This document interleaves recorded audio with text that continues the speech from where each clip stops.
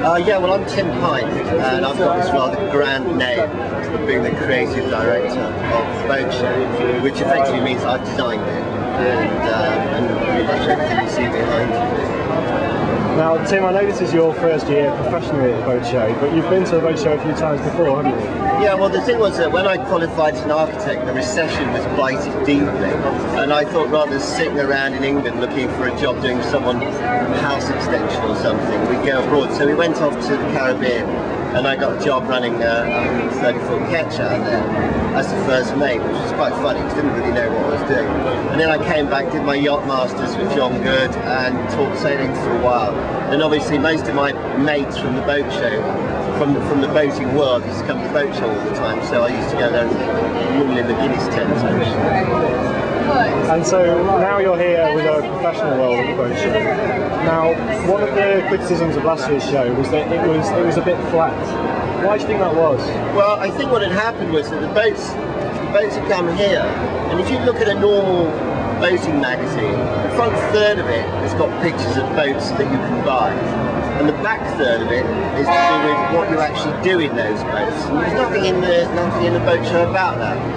So what we've done is we've taken those back parts of the magazine and we've looked at what they are, and they're things that sound terribly basic to people who don't know about boats, but it's surprising the number of people who make a mess every time they try and anchor a boat. Or their engine stops and they end up calling those people who are like the RAC in boats to come and fix it for them. And quite often it's very basic stuff.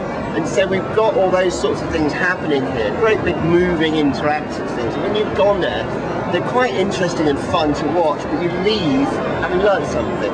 And I think part of the boat show should be that you leave saying, that was a great boat, and I didn't know that, you know? And I think that that's part of what exhibitions are supposed to be about. And so what are the main improvements for this year's show? Well, obviously the first thing is what it looks like. And we got involved in the island nation, because we are an island nation, and we can't get away from it. You know, our grandparents spend their holidays looking at the sea through car windscreens. And so what we've done is the whole of the carpet in the show looks like a beach that you're walking down.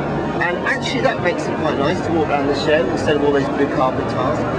In the ceiling, we've got flocks of seagulls over every feature, so you can navigate your way around the show by the seagulls. It's a bit like when you go sea fishing and you look for the shoals of fish and it's got seagulls over the top of it, so that's how you find your way around.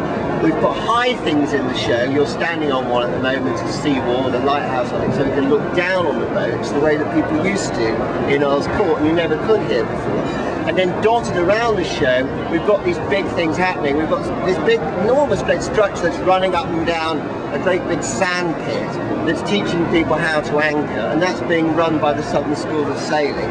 And they've got really good sailing instructors up there. They're a bit frightened at the moment because they've never run a theatre before, but it's working really well.